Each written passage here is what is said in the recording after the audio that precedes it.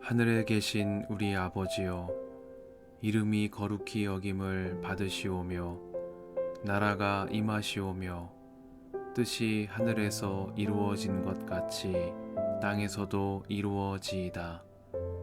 오늘 우리에게 일용할 양식을 주시옵고 우리가 우리에게 죄 지은 자를 사하여 준 것 같이 우리 죄를 사하여 주시옵고 우리를 시험에 들게 하지 마시옵고 다만 악에서 구하시옵소서.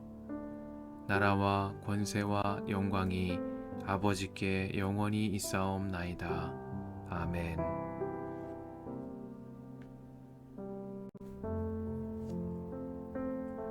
연병이 지나간 뒤에 주님께서 모세와 아론의 아들 제사장 엘르아살에게 말씀하셨다. 이스라엘 자손의 온 회중에 머리수를 세어라. 20살부터 그 위로 이스라엘에서 군대에 나갈 수 있는 이들을 모두 조상의 가문별로 세어라.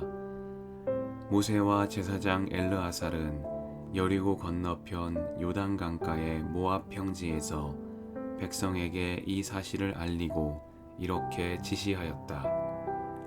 주님께서 모세에게 명하신 대로 20살부터 그 위로 남자의 수를 세시오. 이집트 땅에서 나온 이스라엘 자손은 다음과 같다. 이스라엘의 맏아들은 르우벤이다. 르우벤의 자손은 하녹에게서 난 하녹 가족과 발루에게서 난 발루 가족과 헤스론에게서 난 헤스론 가족과 갈미에게서 난 갈미 가족이다. 이들은 르우벤 가족이며 등록된 이들은 43,730명이다. 발루의 아들 가운데는 엘리압이 있었다. 엘리압의 아들은 느무엘과 다단과 아비람이다. 다단과 아비람은 바로 모세와 아론에게 맞서 반역한 자들로서 고라의 무리가 주님께 대항하여 반역할 때에 그들 가운데 있던 자들이며 회중에서 부름받은 자들이다. 땅이 그 입을 벌려 고라와 함께 그들도 삼켰다. 그 무리가 죽을 때에 불이 사람 250명을 살랐는데 그들은 본보기가 되었다. 그렇지만 고라의 자손은 죽지 않았다.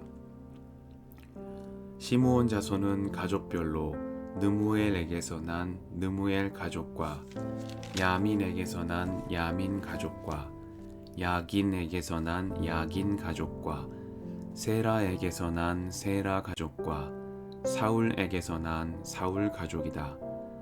이들은 시므온 가족이며 등록된 이들은 22,200명이다. 갓 자손은 가족별로 스본에게서 난 스본 가족과 학기에게서 난 학기 가족과 수니에게서 난 수니 가족과 오스니에게서 난 오스니 가족과 에리에게서 난 에리 가족과 아롯에게서 난 아롯 가족과 아엘리에게서 난 아엘리 가족이다. 이들은 갓 자손의 가족이며 등록된 이들은 45,000명이다. 유다의 아들들은 에르와 오난이다. 에르와 오난은 가나안 땅에서 죽었다. 유다 자손은 가족별로 셀라에게서 난 셀라 가족과 베레스에게서 난 베레스 가족과 세라에게서 난 세라 가족이다. 베레스 자손은 헤스론에게서 난 헤스론 가족과 하물에게서 난 하물 가족이다. 이들은 유다 가족이며 등록된 이들은 76,500명이다. 이사갈 자손은 가족별로 돌라에게서 난 돌라 가족과 부와에게서 난 부니 가족과 야숲에게서 난 야숲 가족과 시므론에게서 난 시므론 가족이다. 이들은 이사갈 가족이며 등록된 이들은 64,300명이다.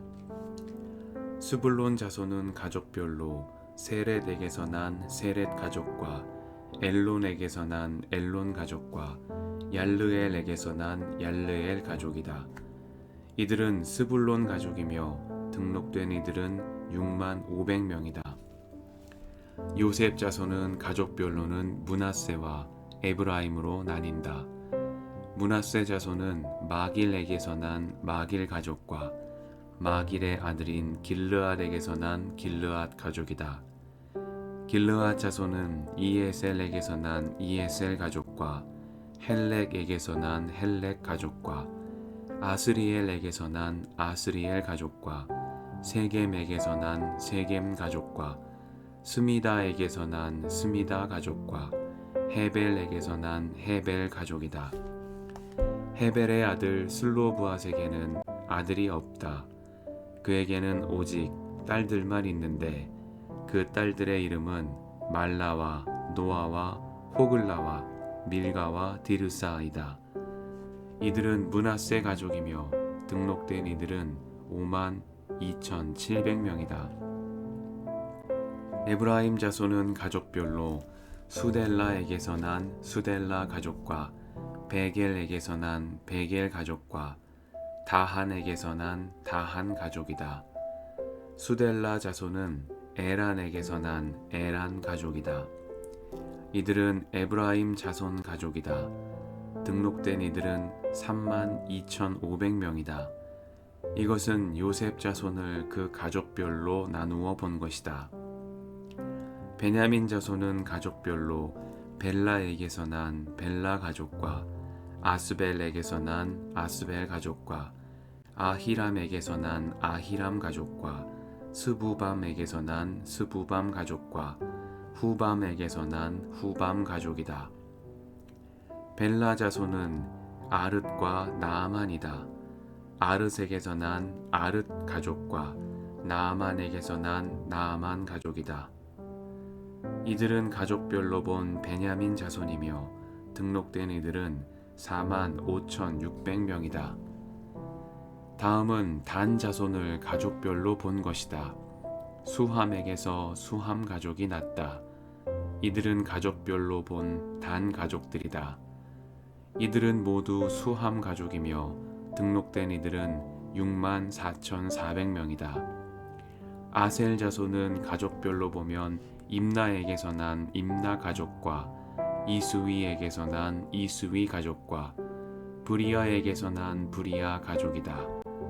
브리아 자손은 헤벨에게서 난 헤벨 가족과 말기엘에게서 난 말기엘 가족이다. 아셀에게는 딸이 있었는데 그 이름은 세라이다. 이들은 아셀 가족이며 등록된 이들은 5만 3,400명이다. 납달리 자손은 가족별로 야스엘에게서 난 야스엘 가족과 구니에게서 난 구니 가족과 예셀에게서 난 예셀 가족과 실렘에게서 난 실렘 가족이다. 이들은 가족별로 본 납달리 가족이며 등록된 이들은 4만 5,400명이다. 이들과 같이 등록된 이스라엘 자손은 모두 60만 1,730명이었다. 주님께서 모세에게 말씀하셨다. 땅은 사람 수에 따라서 그들의 유산으로 나누어 주어야 한다. 사람이 많으면 유산을 많이 주어야 하고 사람이 적으면 유산을 적게 주어야 한다. 유산은 등록된 사람 수에 따라서 각기 나누어 주어야 한다. 유산으로 받는 땅은 오직 제비를 뽑아 나누어야 하고 그들은 그것을 조상 때부터 내려오는 지파의 이름으로 물려받아야 한다. 각 유산은 제비를 뽑아 나누어야 한다. 사람 수가 많은 지파들은 큰 땅을, 사람 수가 적은 지파들은 적은 땅을 놓고 추첨하여야 한다. 가족별로 등록된 레위 자손은 게르손에게서 난 게르손 가족과 고핫에게서 난 고핫 가족과 무라리에게서 난 무라리 가족이다. 다음은 레위 가족인데 림니 가족과 헤브론 가족과 마흘리 가족과 무시 가족과 고라 가족이다. 고핫은 아므람을 낳았으며 아므람의 아내의 이름은 요게벳인데 그는 레위가 이집트에서 얻은 딸이다. 요게벳은 아므람에게서 아론과 모세와 그 누이 미리암을 낳았다. 아론에게서는 나답과 아비후와 엘르아살과 이다말이 태어났다. 그러나 나답과 아비후는 금지된 불을 주 앞에 들이다가 죽었다. 난지 한 달 된 사람으로부터 그 위로 등록된 모든 레위 남자는 2만 3천 명이다.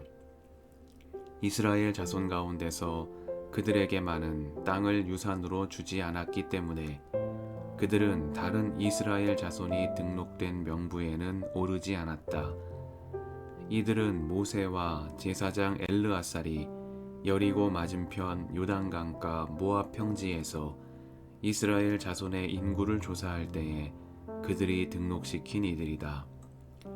등록된 사람들 가운데는 모세와 제사장 아론이 시내 광야에서 이스라엘 자손의 인구를 조사할 때에 등록시켰던 사람은 한 명도 들어있지 않았다. 주님께서 그들이 광야에서 반드시 죽을 것이라고 말씀하셨기 때문이다. 여분네의 아들 갈렙과 눈의 아들 여호수아를 제외하고는 그들 가운데서 어느 한 사람도 살아남지 못하였다.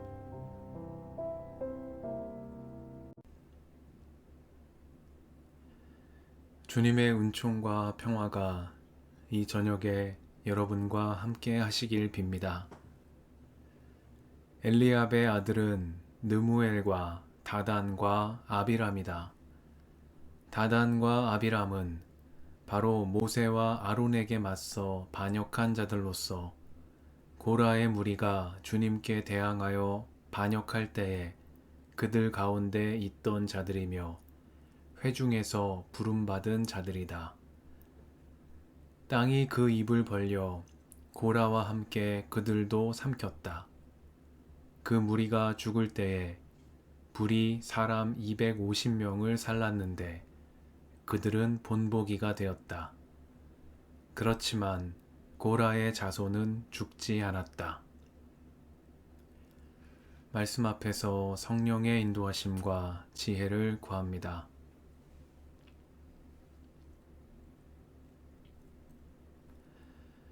민수기 26장은 출애굽 1세대가 모두 세상을 떠난 이후 다음 세대를 대상으로 시행된 이스라엘의 두 번째 인구조사를 다룹니다. 두 번째 인구조사의 목적은 두 가지입니다.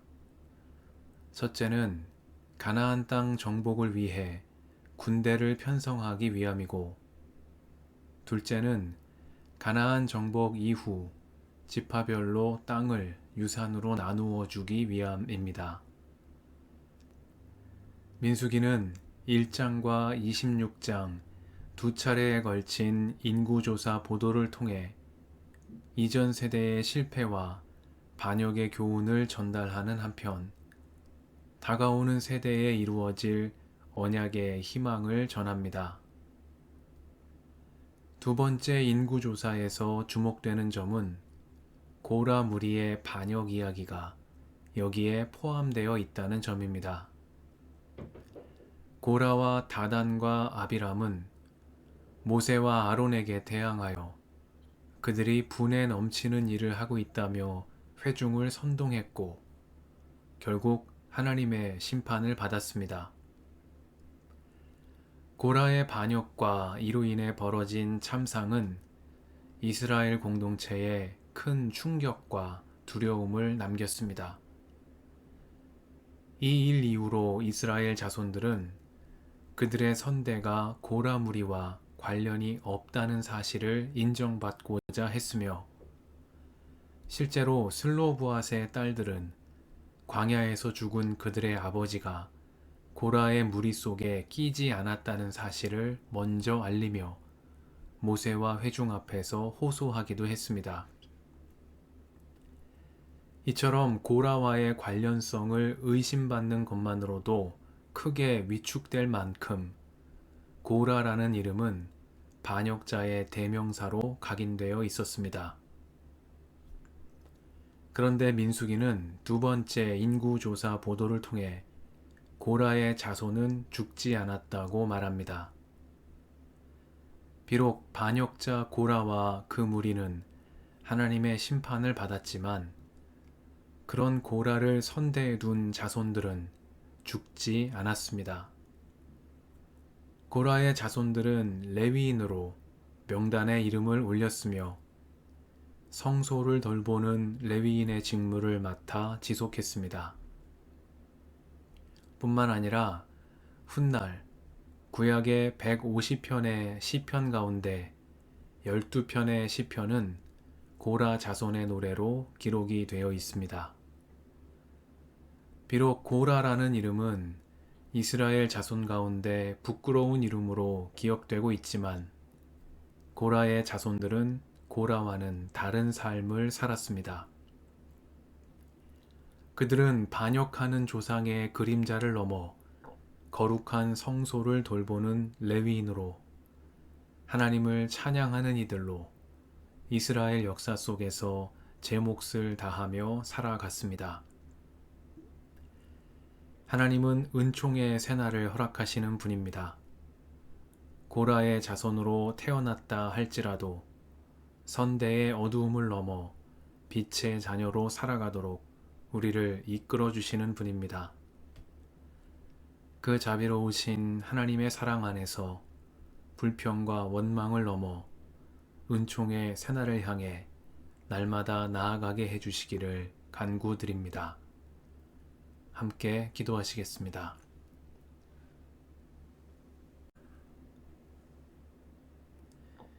주님, 이 저녁을 허락하시니 감사합니다. 고라의 자손에게도 자비를 베풀어 주시는 하나님, 이전 세대의 실패를 탓하며 불평과 원망에 사로잡히는 삶이 되지 않게 하시고 주님 안에서 날마다 은총의 새날을 맞이하도록 저희를 이끌어 주옵소서. 우리의 길과 진리와 생명이신 예수님의 이름으로 기도드립니다. 아멘.